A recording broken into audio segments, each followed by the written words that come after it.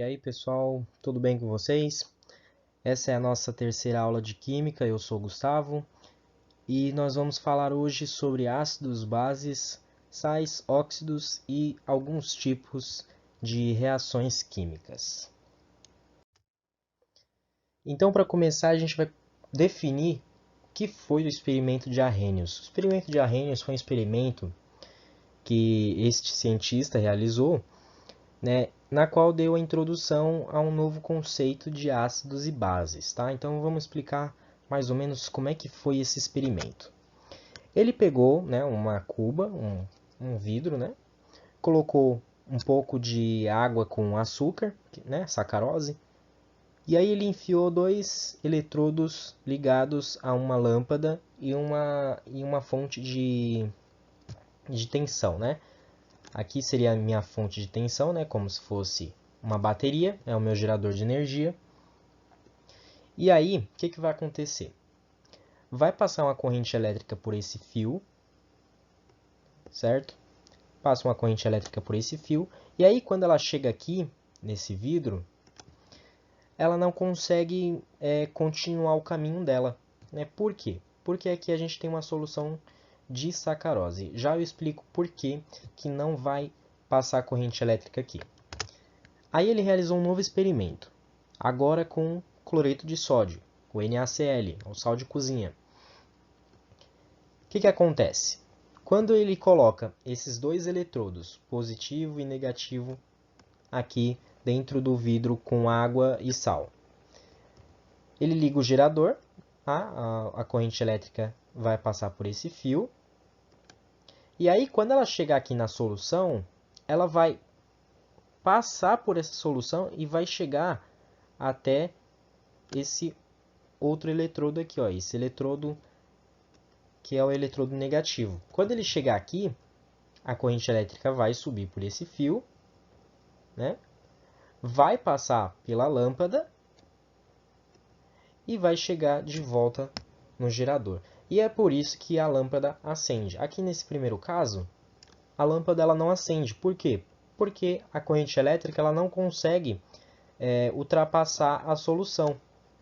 Já nesse caso aqui, que foi uma solução feita com sal de cozinha ao invés de açúcar,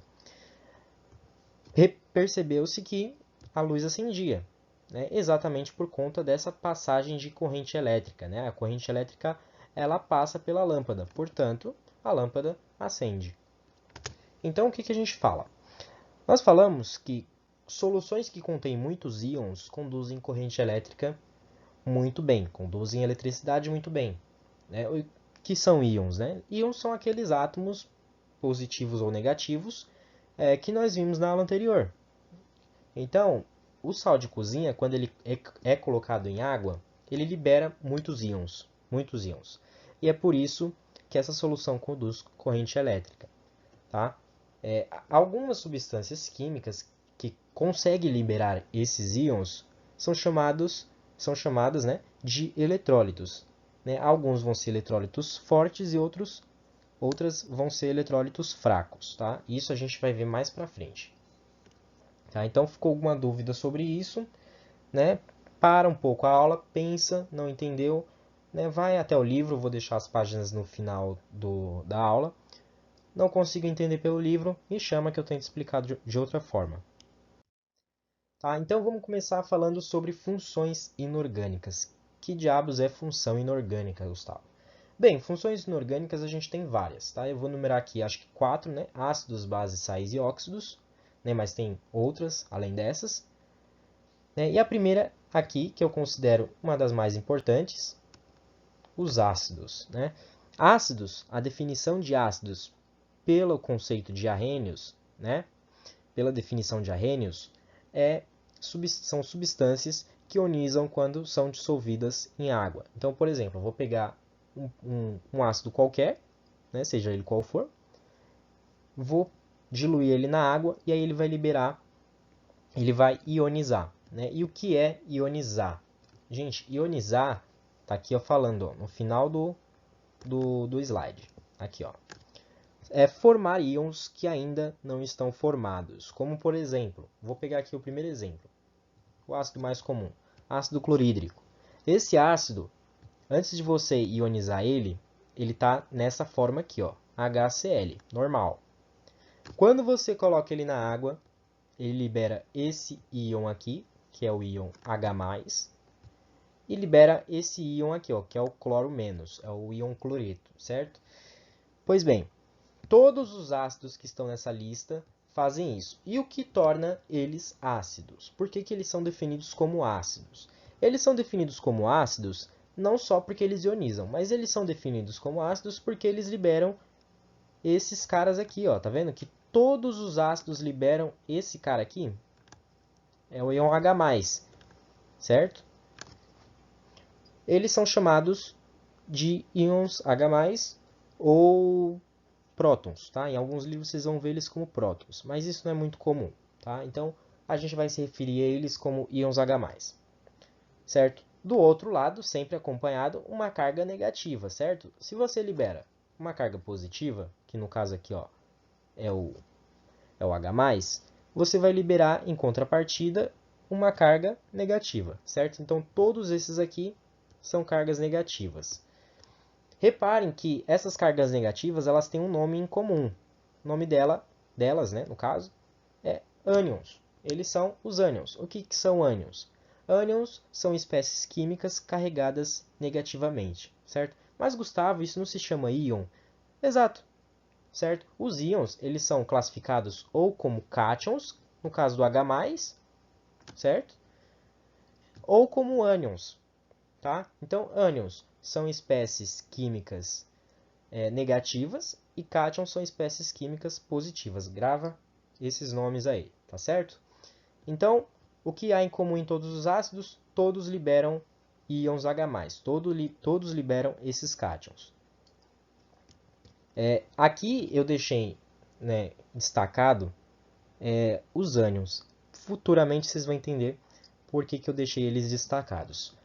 Bom, onde os ácidos são encontrados? Então, por exemplo, alimentos como limão, né? Você já comeu aquele limão, você coloca ele na boca, ele fica com aquele gosto azedo, né? Aquele azedo é por conta do ácido que tem nele, o ácido cítrico, certo? Laranja, a mesma coisa. Laranja, quando ela está muito amarga, é porque ela tem muito ácido cítrico. Abacaxi, a mesma coisa, outra fruta cítrica, tá? Então, tem amarga por conta do ácido cítrico. Pitanga realmente não consigo comer pitanga porque é muito amarga. Ai, Gustavo, então você consegue comer limão? Não, não consigo também, mas limão dá para fazer um suco, tal, muito bom, né? A pitanga eu acho mais difícil. Tá? E outro alimento aqui, o vinagre, certo? O vinagre, como eu falei, acho que na aula anterior, né? É o ácido acético, tá? Então, ele também é um ácido. A gente pode encontrar ácido também no suco gástrico. Acho que eu já falei isso também, acho que 2 aulas atrás, na primeira aula, ou na aula passada, não me lembro. Mas o suco gástrico é uma composição de ácido clorídrico, tá? É esse primeiro ácido que está aqui, ó. Tá, então falando sobre força dos ácidos. O que é força dos ácidos? Gente, força dos ácidos ela vai indicar quem vai ionizar mais. Lembra aquelas reações que eu coloquei no slide anterior? Então, aquelas reações elas podem ocorrer com uma força muito grande ou com uma força muito pequena, certo? Isso vai depender da força do ácido que a gente estiver trabalhando. Como os ácidos são classificados em hidrácidos e oxiácidos, como a gente está vendo aí, né, ó, hidrácidos e oxiácidos, cada um vai ter uma regra específica para determinar se esse ácido vai ser forte ou se ele vai ser fraco. Para os hidrácidos, né, primeiro, o que é um hidrácido? Né? Por que ele tem esse nome? Porque ele só tem hidrogênio e não tem oxigênio, certo? Perceba aqui, ó, HCl, HF, HBr e HI. Todos têm hidrogênio, mas não têm oxigênio. Tá? E tem um outro elemento aí que não me importa, não nesse momento. Tá? Então, esses são os hidrácidos. Os oxiácidos, como a gente pode ver aqui, ó, eles são formados entre um hidrogênio, um elemento qualquer que fica no meio, e o oxigênio. E é por isso que eles são chamados de oxiácidos, tá certo? Então, voltando aqui para a força dos hidrácidos, tá? Quais vão ser os hidrácidos fortes? Os hidrácidos fortes vão ser os ácidos formados entre hidrogênio e um elemento da família 7A. Lembra da família 7A que a gente falou na aula passada? Então, esses elementos, juntos com o hidrogênio, vão formar ácidos fortes, né? Hidrácidos muito fortes. O que quer dizer isso? Quer dizer que quando eles forem dissolvidos em água, eles vão liberar muitos íons H+, certo? Já os outros hidrácidos, né, que a gente tem, vão ser hidrácidos fracos, né? Todos, sem exceções, tá? Então, um exemplo aqui de hidrácido fraco, que eu não coloquei, esse cara aqui, ó. HCN. Eu espero que isso aqui dê para entender que é um H e um C, certo? HCN. O HCN é o ácido cianídrico. Esse ácido ele é muito fraco, porém ele é extremamente venenoso, certo, gente? Ele é muito venenoso. Ele é usado como um gás asfixiante. Ele é usado em câmara de gás também pelos nazistas, tá certo? Então esse ácido aí ele é extremamente venenoso. Agora falando sobre a força dos oxiácidos. A força dos oxiácidos ela vai ser um pouco mais fácil da gente entender. Por quê? Porque ela tem uma regra, né? Se você pegar um oxiácido, certo? Ó, primeiro exemplo aqui, ó, do H2SO4. Se você subtrair o número de oxigênios do número de hidrogênios, você vai ter 2. 4 menos 2, 2. Esse valor aqui, ó, o valor dessa subtração, ele vai estar indicando que é um ácido forte, certo? Mesmo exemplo aqui, para o HNO3. 3 menos 1, né? Ou seja, o número de oxigênios menos o número de hidrogênios é igual a 2. Então, é um ácido forte. Agora, olha o exemplo do HClO4. 4 menos 1, né? O número de oxigênios menos o número de hidrogênios, é igual a 3. Então, é um ácido muito forte. Tá? Ele não é forte, ele é muito forte. H2SO3. 3 menos 2, 1. É um ácido fraco. H3BO3 dá 0, né? 3 menos 3, 0. Então, é também um ácido fraco. Esse não é fraco, ele é muito fraco também, né? O que quer dizer, então, que esses ácidos aí são fortes? Esses ácidos fortes aqui são ácidos que, quando você dissolver na água, eles vão liberar muitos íons H+, na água, certo? H2SO3 e H3BO3, eles são ácidos fracos. O que quer dizer isso? Quer dizer que quando eles forem colocados na água, eles não vão ionizar muito. Eles vão liberar pouquíssimos íons H+, ok? Então, aí está falando no rodapé. Ácidos fortes conduzem corrente elétrica muito bem. Como eles conduzem corrente elétrica muito bem, eles vão ser chamados de eletrólitos fortes. Já os ácidos fracos também conduzem corrente elétrica, porém eles são muito maus condutores de corrente elétrica, então eles são chamados de eletrólitos fracos. Ok? Detalhe, se eu pegar um ácido forte e colocar naquele experimento do Arrhenius, naquele pote com água do Arrhenius, a luz vai acender, e vai acender com uma intensidade muito forte. Agora, se eu pegar um ácido fraco e colocar nesse mesmo recipiente com água, a luz ela vai acender, porém ela vai acender com uma intensidade muito baixa, certo? Então, esse é um paralelo com o experimento de Arrhenius.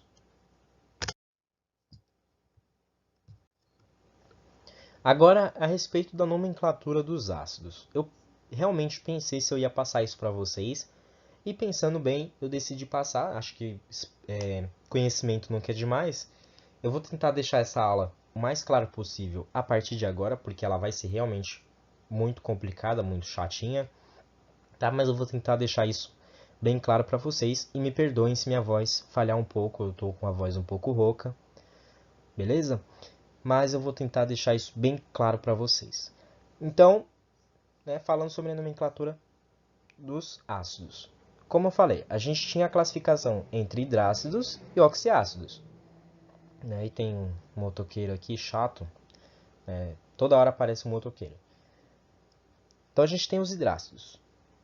O primeiro hidrácido que está presente aí para vocês é o HCl. É o ácido clorídrico, certo? Como é que eu defino o nome dos hidrácidos? Gente, todos os hidrácidos eles vão terminar com hídrico, certo? Então olha só.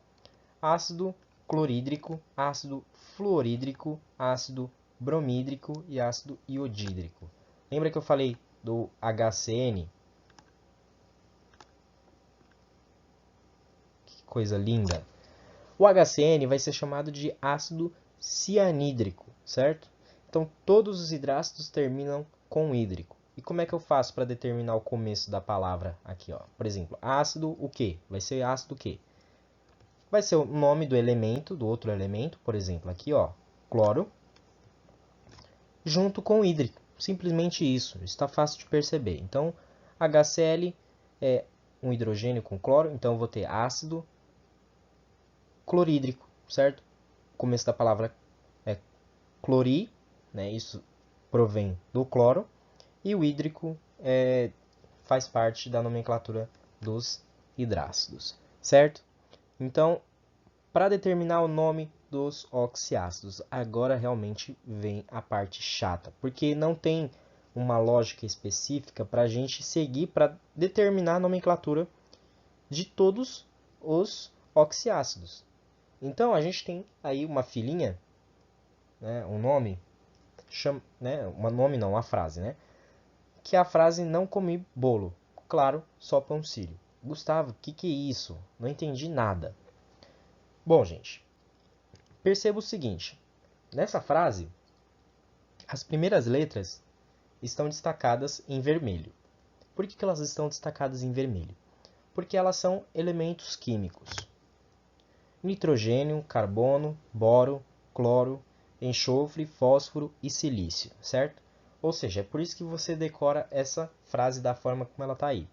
Porque a gente vai escrever esses 7 elementos dessa forma, certo? E aí, a gente vai colocar um hidrogênio no primeiro, 2 hidrogênios no segundo, 3 no terceiro, 1 no quarto, 2 no quinto, 3 no sexto e 4 no sétimo, certo? Então, perceba que tem uma sequência lógica nisso. H1, H2, H3, H1, H2, H3 e H4, certo? Agora a gente vai colocar os oxigênios. Como é que a gente vai colocar os oxigênios? O3, O3, O3, O3 e O4, O4 e O4. E tá aí, a gente formou a fórmula de 7 substâncias químicas, 7 oxiácidos. Tá? Mas, Gustavo, para que vai me servir esses 7 oxiácidos? Pois bem, às vezes a prova vai falar para você, né, o vestibular vai falar para você o nome do ácido e você tem que definir a fórmula dele porque a prova, o vestibular, não vai te dar. Tá? E esses são os ácidos mais comuns que podem cair para vocês. Ok? Então, por isso que tem essa regrinha aí. Óbvio, não existem só esses oxiácidos. Existem inúmeros oxiácidos. Inúmeros. Mas esses são os oxiácidos mais comuns. Tá? E é por isso que eu coloquei eles aí para vocês. Agora, olha o nome deles. O nome do primeiro, ácido nítrico. Nome do segundo, ácido carbônico. Ácido bórico, nome do terceiro, ácido clórico, ácido sulfúrico, ácido fosfórico, ácido silício. Repare que todos terminam com ico, né? Esse ico aí é chamado de sufixo, certo? Sufixo é o que termina a palavra. Então perceba que todos eles terminam em ico. Ico, ico, ico. Tudo isso termina com ico, tá? Então a gente vai chamar eles de ácidos-chave. Todos os nomes terminam com ico. Todos os sufixos são ico para esses ácidos. Então, quando você chegar na prova e tal, aparecer o nome de um desses ácidos aí você precisa da fórmula dele, você vai fazer essa sequência bonitinha do jeito que ela tá e vai nomear todos esses oxiácidos da forma como eu nomeei aqui, ó. Tá vendo que o começo da palavra segue exatamente o nome do elemento que está no meio, certo? Perceba também que as cores estão combinando aqui, né? Ó, vermelho para os elementos do meio e vermelho aqui na nomenclatura. Tá certo? Então, olha só. HNO3, ácido nítrico, certo? Ele é um ácido-chave, então ele vai terminar com ico. Como tem um nitrogênio no meio, o começo aqui da palavra vai ser nitro, né, de nitrogênio. Ácido carbônico, a mesma coisa. O elemento que está no meio é carbono. Então, eu vou colocar carbono aqui, ó, de carbono. E terminar a palavra com ico. A mesma coisa para os outros, né? Ó, por exemplo, ácido clórico. O elemento que está no meio é cloro. Então, eu vou colocar o cloro aqui e terminar a palavra com ico, certo? Sempre com o nome ácido no começo, tá? Não esquecendo desse nome aqui, que ele também é importante. Então, essa é a forma como a gente vai nomear os ácidos-chave, certo? Por que eles são ácidos-chave? Porque eles vão determinar também a nomenclatura de outros ácidos, como a gente vai ver a seguir, certo? Então, olha só, aqui tem um detalhe. Coloque-se 4 vezes o O3 e 3 vezes o O4. Bem filosófico, né? Mas foi o que a gente fez aqui, ó. Lembra quando a gente foi colocar os oxigênios? Então, eu coloquei 4 vezes o O3 e coloquei 3 vezes o O4. E é assim que eu vou determinar, que eu vou decorar como que eu vou colocar os oxigênios. Beleza? Então, segue essa marcha aí, que você vai conseguir determinar a fórmula e o nome desses 7 oxiácidos. Ok? Então, falando sobre os derivados desses ácidos-chave. Para que eles servem? Para que esses ácidos-chave servem? Então, vamos supor que eu tenha aí a fileirinha que a gente fez no slide anterior. É uma fileira basicamente muito simples. E essa fileira, ela pode seguir uma regra, onde todos esses ácidos aqui, vão estar inseridos nessa classificação aqui. Gustavo, que é isso? Não entendi nada do que está escrito aí. Esse negócio de ganha oxigênio, perde oxigênio, o que está escrito aí? Eu não entendi. Calma, gente. Não precisa se esgoelar aí. Vamos supor que eu tenha o HClO4. Ok? O HClO4, ele é muito parecido, se a gente olhar nessa fileirinha aqui, ó, com esse HClO3. Eles são muito parecidos. Isso ninguém pode negar. Porém, o que há de diferente entre eles? O número de oxigênios. O HClO3 tem 3 oxigênios e o HClO4 tem 4 oxigênios. Como é que eu vou dar nome para o HClO4? Então, presta bem atenção. O HClO3, para ele virar HClO4, ele precisa ganhar um oxigênio. O HClO3, ele está aqui, certo? Ó, ele está aqui. Então, ele precisa ganhar um oxigênio, então ele vai ter que subir aqui, né? Tá vendo? Ó, que a setinha aqui aponta para cima. E ele vai virar o ácido perclórico. Gustavo, ainda não entendi. Calma, gente. Calma que a gente vai tentar entender isso agora. Olha o segundo exemplo. HClO2. É muito parecido com HClO3 também. A diferença é que ele tem um oxigênio a menos. Então, para o ácido clórico virar o ácido HClO2 aqui, ele precisa perder um oxigênio. Pois bem, o ácido clórico está aqui, onde eu estou colocando a setinha em verde. Então, se ele perde um oxigênio, ele vem para cá. Ou seja, ele vira ácido cloroso. Certo? Agora, HClO. O HClO está aqui, ó. Ele é muito parecido com o HClO3. Então, o HClO3, ele está aqui, onde eu tinha colocado a setinha verde. Se ele perder um oxigênio, ele vem para cá e ele vira ácido cloroso. Se ele perder 2 oxigênios, ele vem para cá e ele vira ácido hipocloroso, como está escrito aí. Gustavo, ainda não entendi. Gente, vamos fazer o último exemplo.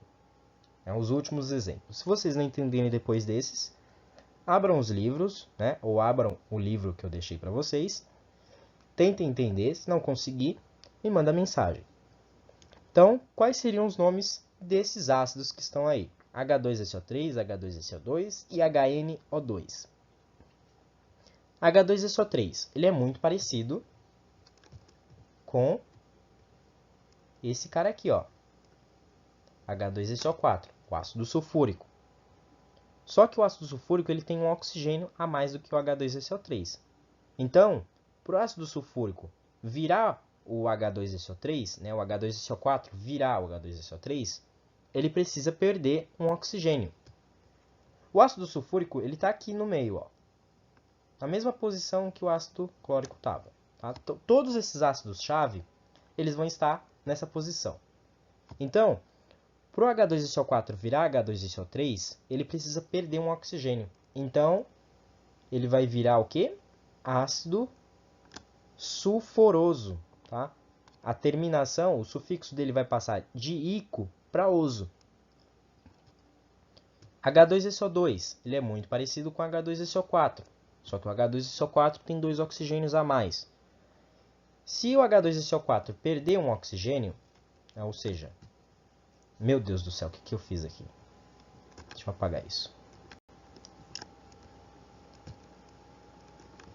Então, o ácido sulfúrico ele está aqui, ele vai perder um oxigênio e ele vai virar ácido sulfuroso. Se ele perder 2 oxigênios, ele vai virar ácido hipossulfuroso, certo?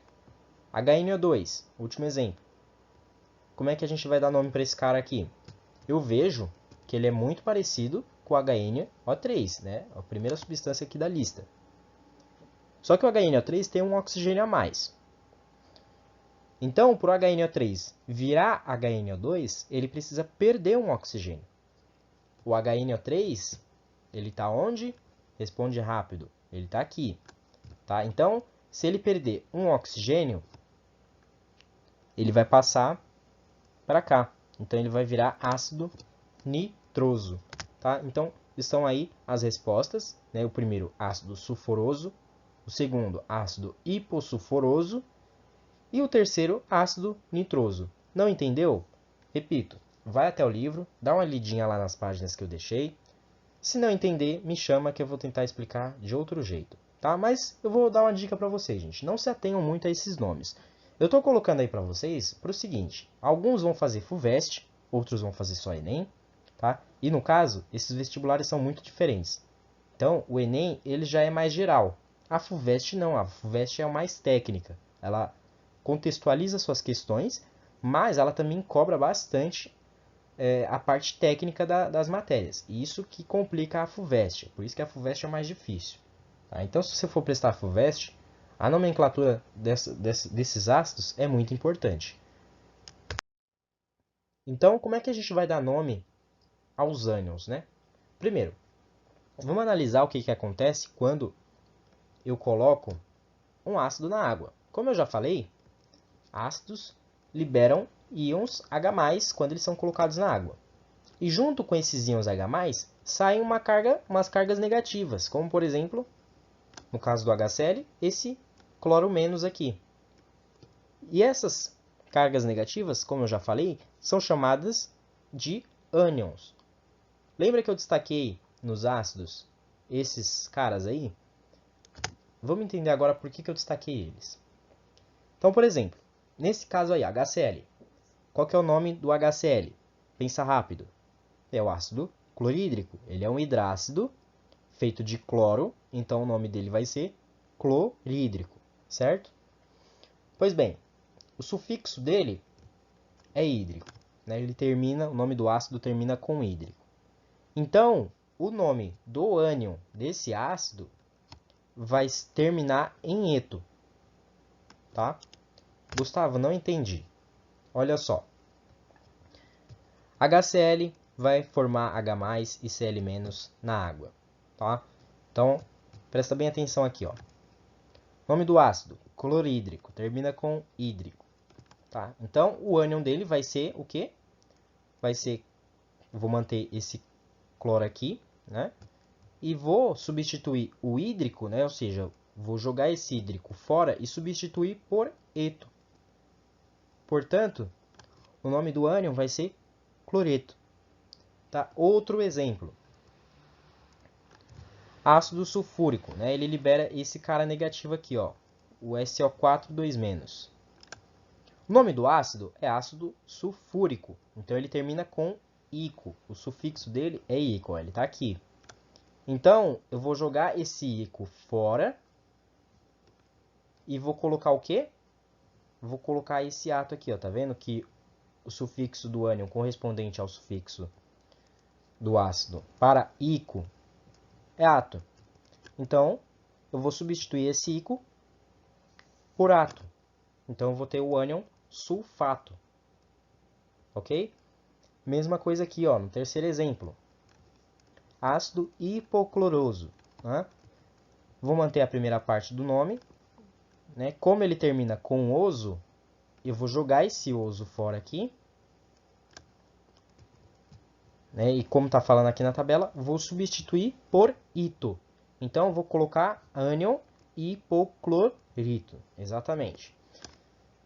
Tá? Então, esse ânion aqui, ele corresponde a essa carga negativa aqui, ó, o ClO-. Complicado, né, gente? Pois é. Quando eu tinha 15 anos, eu comecei a estudar isso pela internet, por um canal chamado Vestibulândia. Certo? Lá ele dá vários exemplos. E na época eu lembro que eu sofri para aprender isso. Sofri demais. E hoje eu sei praticamente todos esses nomes de cabeça. Por quê? Porque eu pratiquei muito. Então, se você quer entender essas nomenclaturas, né, quer levar tudo ao pé da letra, tá? Para o vestibular. O que eu recomendo para vocês é praticar bastante essas nomenclaturas, tá? Tem várias nomenclaturas. Eu posso fazer várias para vocês treinarem, tá? Mas treinem bastante isso. Se vocês quiserem entender isso ao pé da letra, gente, pratica, tá certo? Eu sei que é difícil no começo e tal, que você sofre um pouco, mas é prática. Tá? Então, um exemplo aí, ó. Qual o nome do ânion do ácido HNO3? HNO3, vocês lembram o nome dele? Ele era um ácido-chave, né? Ele é feito de nitrogênio, ele é um oxiácido. Então, ele se chama ácido nítrico. Ele termina em ico, certo? Então, ó, ele termina em ico. O ácido nítrico termina em ico. Então, o nome do ânion dele vai terminar em ato. Como é nítrico e eu tenho que jogar o ico fora e substituir por ato, o nome do ânion vai ser o quê? Nitrato, certo?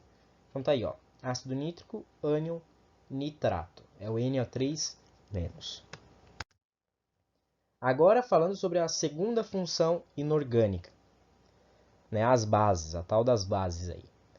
Essas substâncias, quando elas são colocadas em água, elas dissociam, ou seja, elas liberam na água íons que já existem. A diferença das bases para os ácidos é que os ácidos ionizam. O que quer dizer isso? Quer dizer que quando eles estiverem sozinhos, quando eles não estiverem na água, eles não vão ter H+, nem qualquer outro íon formado. Mas quando eles são colocados na água, eles formam esses íons. Ok? Já as bases, elas já têm esses íons formados. Aqui não está mostrando na reação, mas elas já têm esses íons formados. No estado sólido, mas elas têm esses íons formados.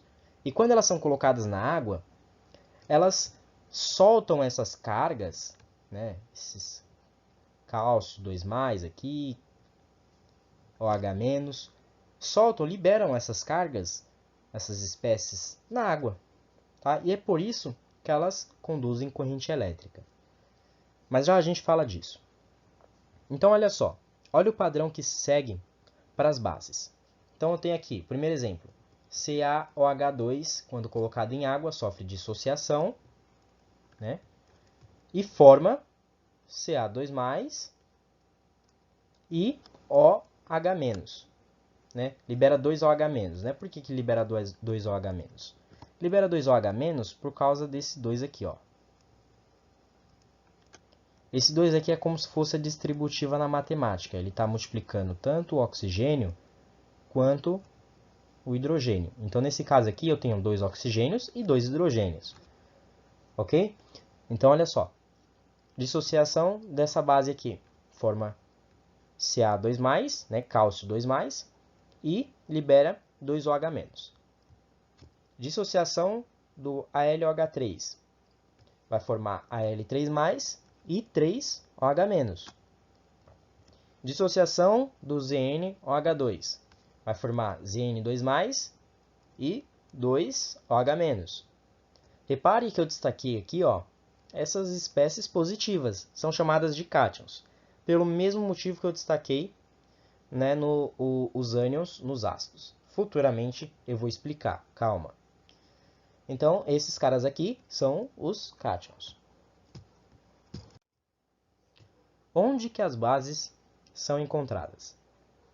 Gente, as bases elas são encontradas na soda cáustica, como por exemplo o NaOH. A soda cáustica é feita disso. É encontrada também em sabões, né? Sabonete, detergente, aqueles lava-pedras também. Diabo verde. Diabo verde tem muito desse cara aqui, ó.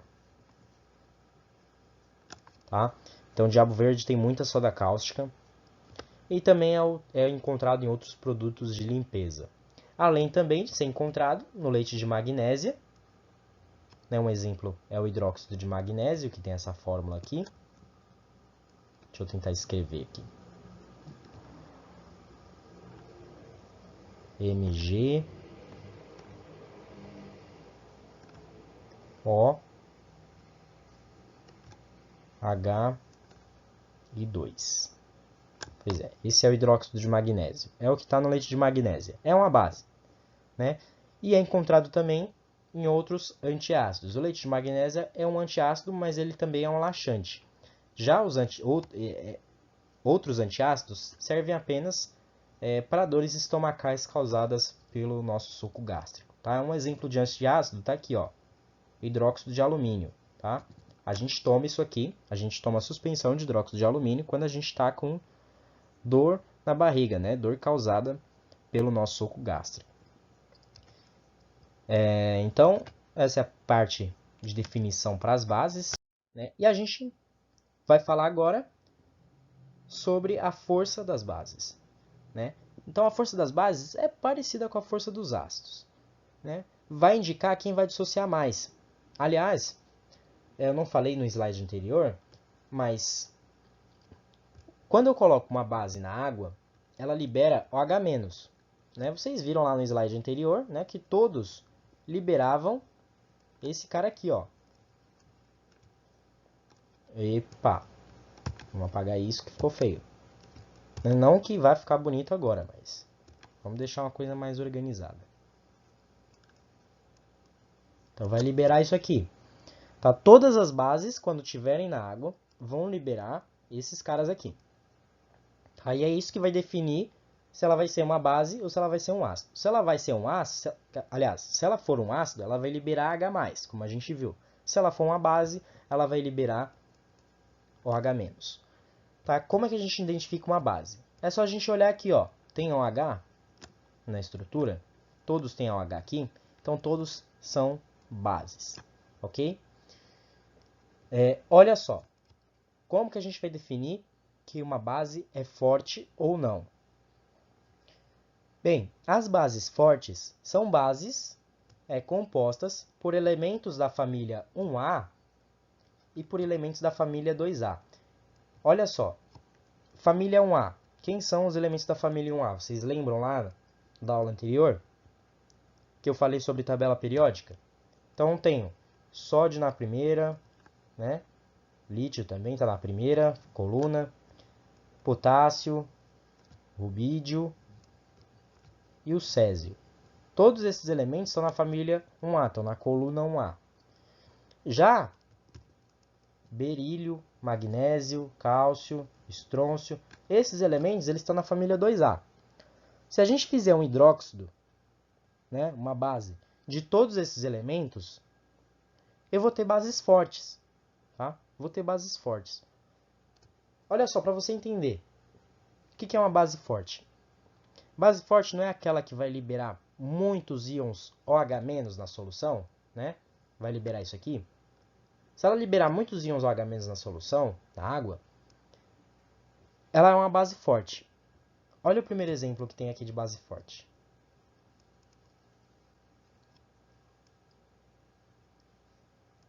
Tá? O primeiro exemplo vai ser hidróxido de sódio. Meu Deus, eu tinha perdido o cursor aqui, mas eu encontrei.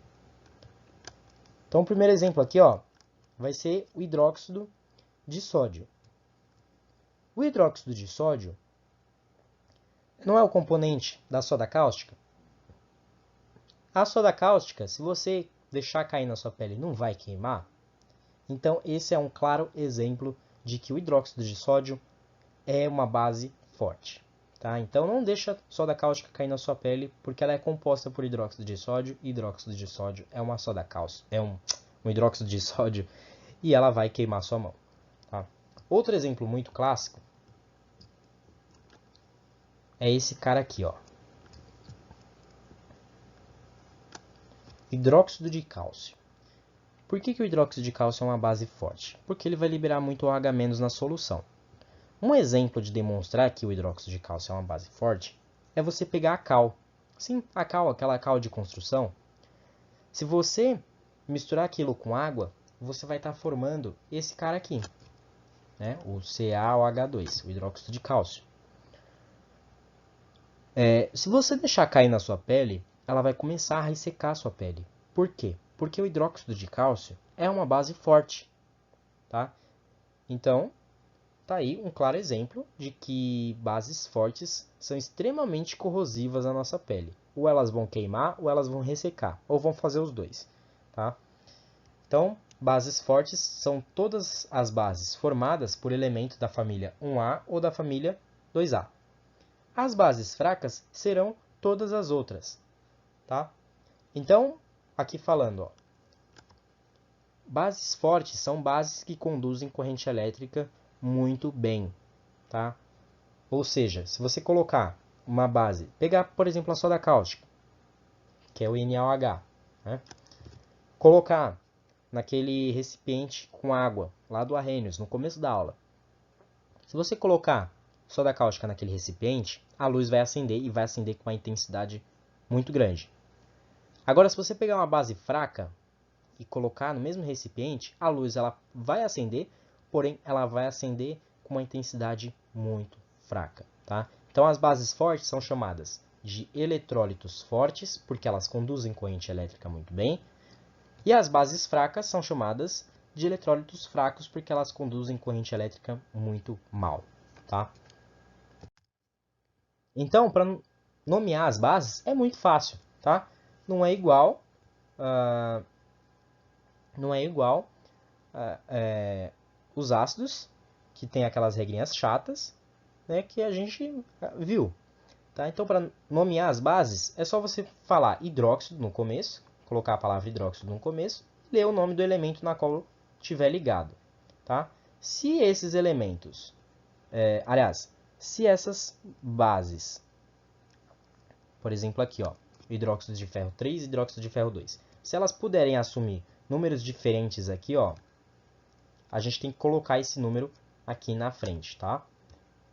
No caso do hidróxido de sódio não precisa, porque hidróxido de sódio só pode ter um aqui na frente. Mesma coisa de lítio, mesma coisa para o magnésio aqui, ó. Mesma coisa para o cálcio. Esses números aqui eles não variam, eles sempre vão ser esses. Diferente para hidróxido de ferro, que pode ser 3 aqui ou 2 aqui. Veja que são muito parecidos. Então, falando sobre os sais. Lembra que eu destaquei lá nas bases e nos ácidos dois nomezinhos muito bonitos? Os cátions e os ânions. Os cátions para os ácidos e os ânions para as bases. Aliás, o contrário, né? Os ânions para os ácidos e os cátions para as bases, né? Quem são os ânions destes ácidos que estão aqui? Cloreto, nitrato, sulfato e fosfato. Os cátions para essas bases são o sódio, né, sódio aqui, o cálcio e o potássio, certo? Esses dois caras aqui, eles vão determinar a fórmula do meu sal. Então, por exemplo, para formar um sal, eu preciso reagir um ácido com uma base. O ácido vai doar o ânion, que nesse caso aqui é o cloro, e a base vai doar o cátion. E eles vão formar, juntos, o cloro e o sódio, um sal, que é o cloreto de sódio nesse caso aqui. E isso vai seguir exatamente a mesma regra para todos aqui. E repare que em todas as reações são formadas uma coisa em comum. H2O. Certo? É formado H2O em todos. Aqui forma um H2O, aqui também, né? Nesses dois exemplos. Aqui formam 2 H2O e aqui formam 3. Tá? Mas em todos vão ser liberadas 3 moléculas, aliás, vão ser liberadas moléculas de água. Tá?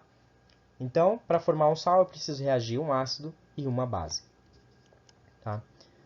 Onde os sais são encontrados? Os sais são encontrados no sal de cozinha, que é o NaCl, bicarbonato de sódio, carbonato de cálcio, que está na casca do ovo, e também nas pedras nos rins. Para quem já teve pedra nos rins como eu, sabe a dor insuportável que é. Você não consegue dormir, você não consegue ficar em pé, você não consegue ficar deitado, você não consegue ficar de nenhum jeito. Você só quer morrer, porque realmente é uma dor infernal, que é causada por sais, né?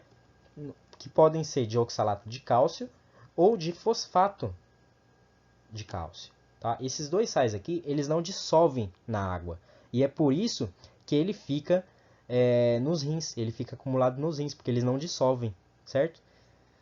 Pois bem, não existem ou sais fortes ou sais fracos, como existem as bases e os ácidos. Tá? Todos eles são eletrólitos fortes.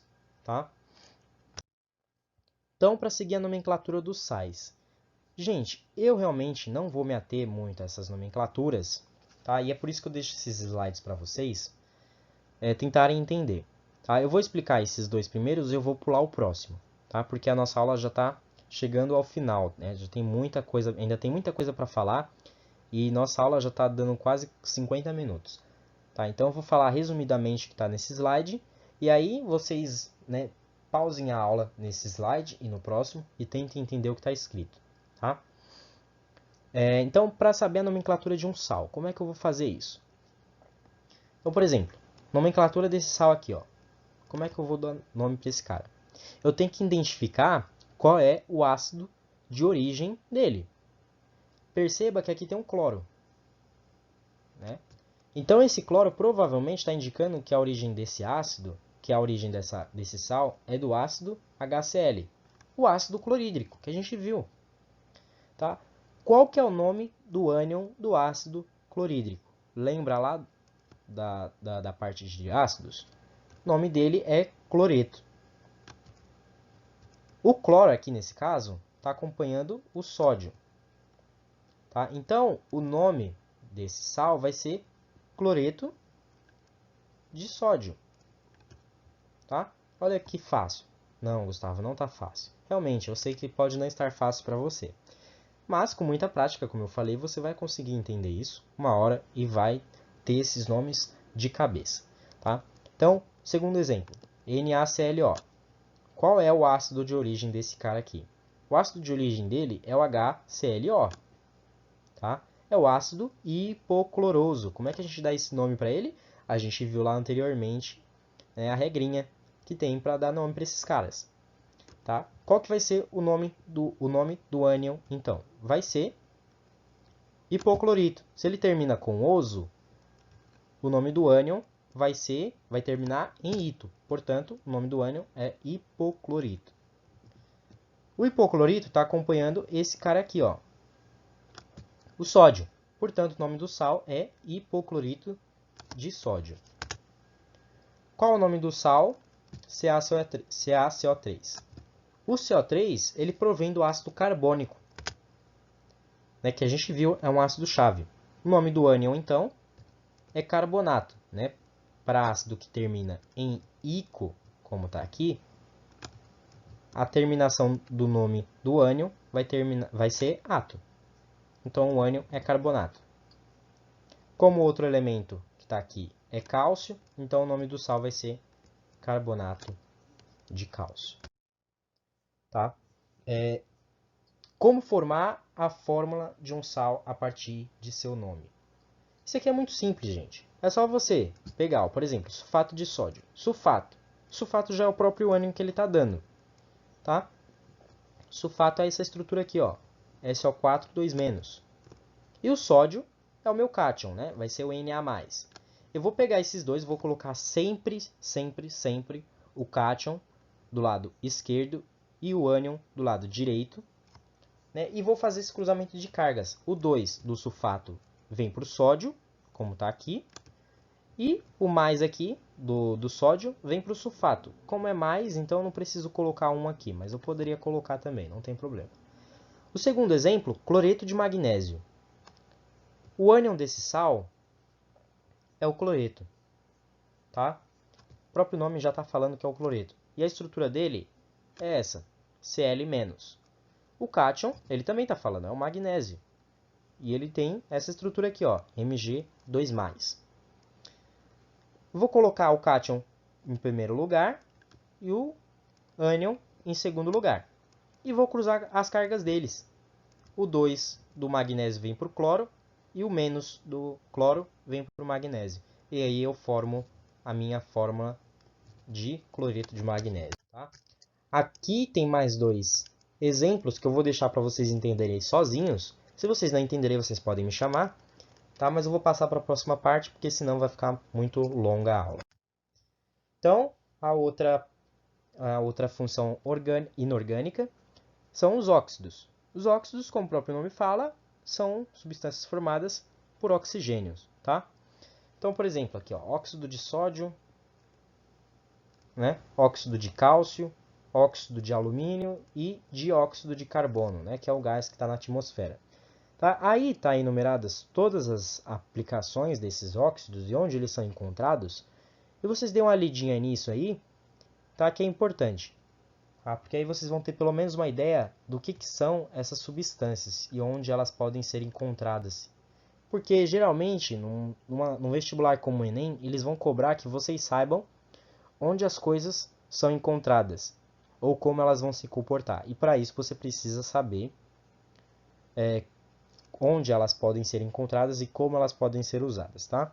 Então, nomenclatura eu também não vou me ater muito nessa parte, porque é muito fácil, né? É só você ler óxido e o nome do elemento que está aqui, ó. Óxido de sódio, óxido de cálcio, óxido de alumínio e dióxido de carbono. Então, falando sobre os tipos de reações químicas, ela já está acabando, na verdade ela já deveria estar acabado, mas, né, para encerrar a aula, os tipos de reações químicas, eu começo falando sobre a síntese. A síntese é uma reação química muito simples. Por quê? Porque ela vai pegar dois ou mais elementos, vai juntar eles e formar um elemento. Então, por exemplo, aqui, ó, primeira reação. Estou pegando o ferro com enxofre e estou formando o sulfeto de ferro. Tá? Sulfeto de ferro é um sólido, tá? Repare que aqui, ó, embaixo de cada fórmula tem esse S aqui, ó. Esse S aqui está indicando que os reagentes e os produtos também estão no estado sólido, certo? Então, ferro no estado sólido reage com enxofre no estado sólido e forma sulfeto de ferro também no estado sólido, tá? É isso que ele está querendo indicar aí. Agora, olha a segunda reação. Também estou pegando dois elementos diferentes, o hidrogênio e o oxigênio, e estou reagindo eles para formar uma substância, que é H2O. É água. Ou seja, eu posso fabricar água? Posso, claro que eu posso. Tem gente que fala que a gente não pode fabricar água, mas a gente pode fabricar água. E um exemplo de fabricação da água é esse. Vou pegar gás hidrogênio e reagir com gás oxigênio para formar a água. Tá? Eu fiz essa reação ano passado, no cursinho, com uma bexiga e uma vela amarrada num cabo de vassoura. Tá? Eu acendi, né? Acendi a vela, obviamente, e coloquei a vela embaixo da bexiga. E olha o que aconteceu. É a Josiane. Agora eu já não sei. Tá. Gente, que incrível. Eu tô com medo, parça. Olha a cara deles que sabe o que tá fazendo. Ai, vai dar o ouvido muito.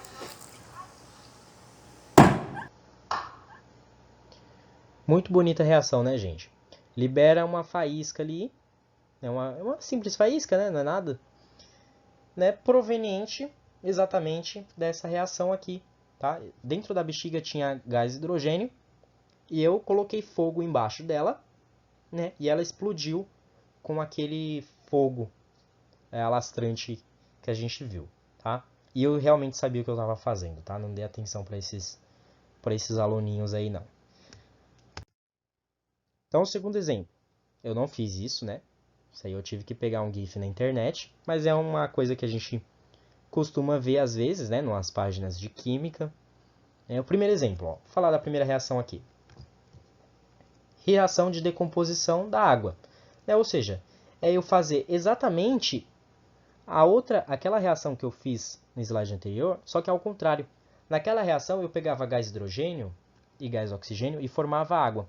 Nessa eu estou pegando a água e estou quebrando as moléculas de água para formar gás hidrogênio e gás oxigênio. Ou seja, eu estou decompondo a molécula de água em gás hidrogênio e gás oxigênio. Outro exemplo que eu tenho aqui, ó, muito parecido, é o peróxido de hidrogênio, a água oxigenada, se decompondo em água líquida, e oxigênio no estado gasoso, tá? Então, olha só, novamente, esses negocinhos que ficam aqui embaixo, né, ó. Esse aqui, ele quer indicar que a substância está no estado aquoso. O que é estar no estado aquoso? Está dissolvido em água, né? Se a substância está dissolvida em água, a gente fala que ela está no estado aquoso, né, de água. Se está formando água aqui, ó, a água ela é formada no estado líquido, tá? E o oxigênio, aqui nesse caso, no estado gasoso, né? Tá saindo como gás.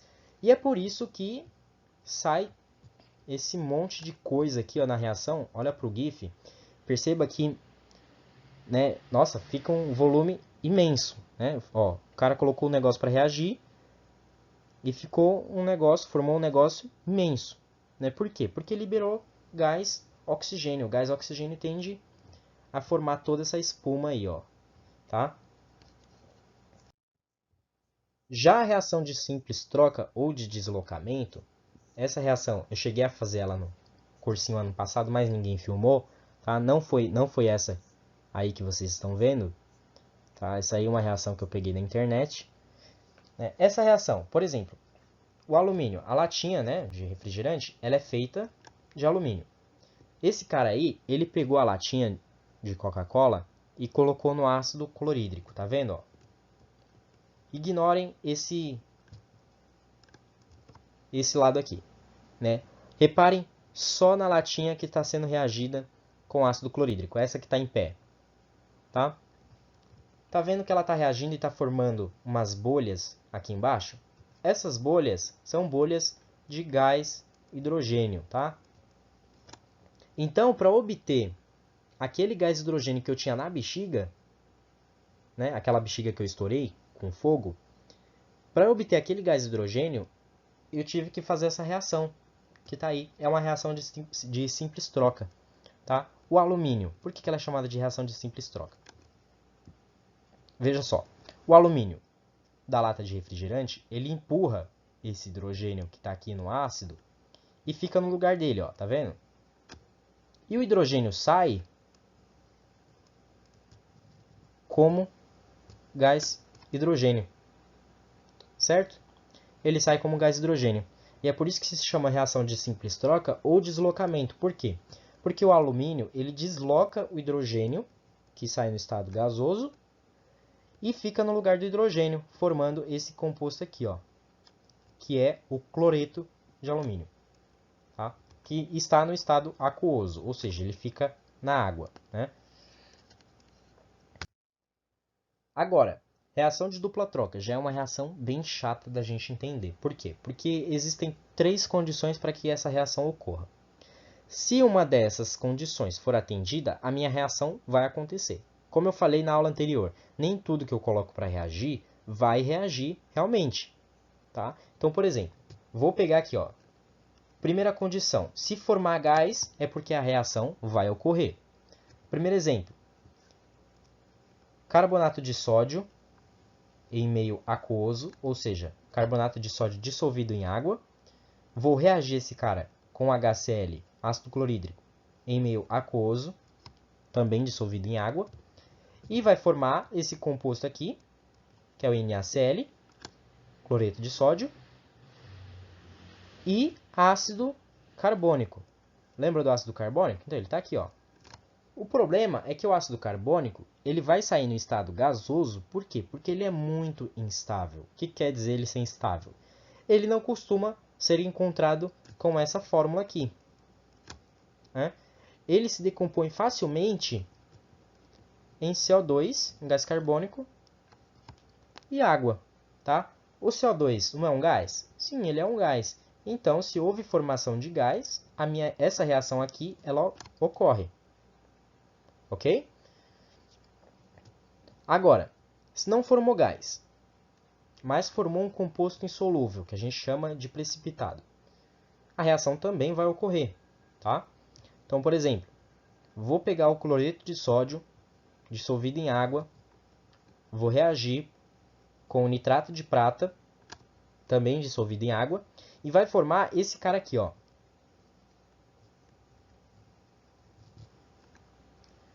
Cloreto de prata. Esse cara aqui ele não dissolve, tá? E aqui tem outro erro. Ai, Jesus, eu sabia que eu ia errar alguma coisa. Tá? Aqui é um S, tá, gente? É de sólido. Esse cara aqui, ele não dissolve. Ele é formado e não dissolve na água, tá? Então ele fica no estado sólido. Se formou um cara que não dissolve, é porque a reação vai ocorrer, tá? Então, esse é um exemplo de reação que vai ocorrer. E aqui o outro composto que é formado, que fica dissolvido na água, é o nitrato de sódio, tá? Então, formou composto que não dissolve, como nesse caso aqui, a reação ocorre. Agora, não formou nem gás, nem formou precipitado, né? Nem composto insolúvel. Mas formou um composto que não ioniza. Então, a reação também vai ocorrer. Um exemplo. Hidróxido de sódio reagindo com ácido clorídrico, os dois em água, né, no estado aquoso, formando cloreto de sódio e água. Olha para essa reação. O cloreto de sódio ele dissolve, certo? Ele fica no estado aquoso, ele fica dissolvido na água. Mas forma água também, no estado líquido. A água é um composto que não ioniza. Lembra do experimento do Arrhenius? Se eu pegar aquele experimento do Arrhenius e colocar só água no recipiente, não vai haver condutância de corrente elétrica naquela solução, naquela água. E a luz não vai acender. Por quê? Porque a água ela não ioniza, ela não forma íons. A água sozinha ela não forma íons. Tá? Então, a água é um composto que não ioniza e que foi formado aqui. Se ela foi formada, então a reação ela ocorre. Agora, vamos entender por que ela se chama reação de dupla troca. Eu não expliquei isso, mas eu vou explicar agora. Por que ela se chama reação de dupla troca? Vamos pegar esse exemplo aqui, ó. Deixa eu apagar essa bagunça toda que eu fiz aqui.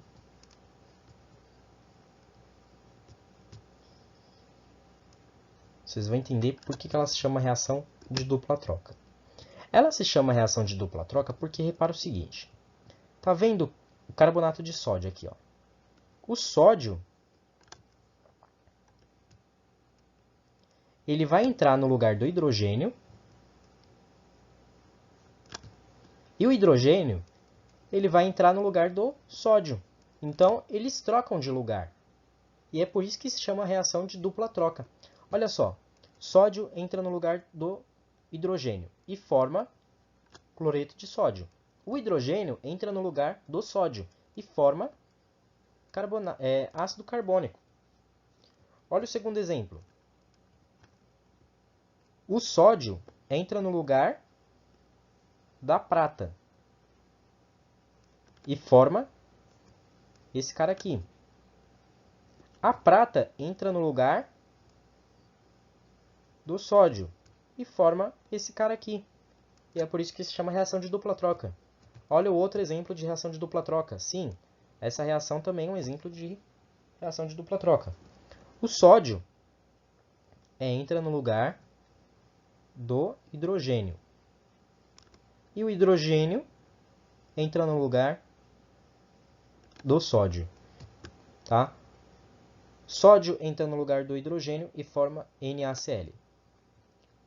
O hidrogênio entra no lugar do sódio e forma a água. A água não é H2O? Então vai ficar assim, ó. HO H, tá? Esse OH aqui, proveniente desse composto, e esse hidrogênio aqui, ó, proveniente desse composto aqui, que é esse hidrogênio, tá? Então, esse hidrogênio aqui, ele empurra o sódio, e o sódio empurra esse hidrogênio ao mesmo tempo, tá? Então, também é uma reação de dupla troca, tá? Esse cara aqui é exatamente igual a H2O, né? A mesma coisa. Aí um detalhe dessa reação. Se eu colocar esse composto aqui, ó, para reagir. Esse composto, hidróxido de sódio, para reagir com ácido clorídrico, vai formar cloreto de sódio. Hidróxido de sódio não é a soda cáustica? O ácido clorídrico não é o ácido que a gente tem no suco gástrico? E é o ácido também que é encontrado no ácido muriático, que é aquele que serve para limpar pedra. Se você misturar os dois, essa reação ela vai ocorrer e vai formar cloreto de sódio. O cloreto de sódio é um sal que a gente usa para temperar a comida. Ou seja, a gente pode fazer sal de cozinha reagindo soda cáustica com ácido muriático. Sim, olha que engraçado. Mas não é para você fazer isso, tá? Porque, obviamente, o sal de cozinha tem outros componentes, né? E não vai te fazer mal, tá? Porque isso precisa ser feito na concentração correta, tá? Essa reação ela precisa ser feita na concentração correta para que a gente confie no que ela está nos falando, certo? Mas, se por um acaso você misturasse soda cáustica com ácido muriático e você colocasse a sua linguinha lá na solução, você ia sentir um gosto salgado desse cara aqui, ok? Então, olha para essa reação. Nitrato de sódio, esse primeiro composto aqui, né? Dissolvido em água, vou reagir ele com cloreto de potássio dissolvido em água, para formar nitrato de potássio e cloreto de sódio. Todas essas substâncias aqui ficam dissolvidas na água, tá? Então, essa reação, ela ocorre? Não ocorre. Por que ela não ocorre? Porque ela é uma reação de dupla troca, né? Repare o seguinte, ó. O sódio entra no lugar do potássio e forma NaCl, né? O sódio fica junto com o cloro. E o potássio entra no lugar do sódio, forma KNO3. O potássio fica junto com NO3. É uma reação de dupla troca. Mas para que uma reação de dupla troca ocorra, ela deve formar pelo menos um gás, ou pelo menos um composto insolúvel, ou formar um composto que não vai ionizar, ou não vai dissociar. Tá? Então, olha só nesse exemplo. Forma algum gás aqui? Não. A gente está vendo pelo estado dos produtos formados aqui que eles não são gases. Né? Eles ficam dissolvidos na água, eles ficam no estado aquoso. Tá? Então não forma nenhum gás. Mesma coisa, composto insolúvel não forma. Porque essas duas substâncias aqui, ó, elas ficam na solução. Elas ficam dissolvidas na solução. Tá? Então são compostos solúveis. Vai formar um composto que não vai ionizar? Também não forma. Por quê? Porque essas duas substâncias aqui, essa e essa, são sais. Tá? E sais, eles dissociam, né, muito fácil. Tá? Ou seja, quando elas são dissolvidas, elas liberam muitos íons na solução. Tá? Aliás, teve uma coisa que eu não falei, acho que durante as aulas, é que durante essa aula é que o sal ele também dissocia, tá? Ele não é igual o ácido que ioniza. O sal ele dissocia, ok? Ou seja, os íons dos sais que compõem o sal, eles já estão formados. Quando eles são colocados na água, ele libera esses íons, tá? Então é só um detalhe. Ou seja, nenhuma das três condições para a ocorrência de uma reação foi atendida. Não formou nenhum gás, não formou nenhum composto insolúvel ou precipitado, e também não formou nenhum composto que não ioniza ou que não dissocia. Ok? Então aí, ó, uma demonstração de formação de precipitado, né, de um composto insolúvel. Olha que duas reações lindas. Na primeira reação aí, ó, em azul, eu tenho sulfato de cobre dentro do becker em azul e tenho soda cáustica, hidróxido de sódio, né, no outro vidro, o vidro incolor. Quando eu coloco as duas para reagir, forma um precipitado, como se fosse uma gelatina, né, como vocês estão vendo aí, azul fosco, né? E isso é um precipitado. Se você tentar misturar aquilo ali, ele não vai dissolver de jeito nenhum, tá? Então é assim que ocorre uma formação de precipitado. Mesma coisa do outro lado, ó, do lado direito. Eu tenho iodeto de potássio dentro do tubinho e o cara aí tá pingando nitrato de chumbo nessa solução de iodeto de potássio.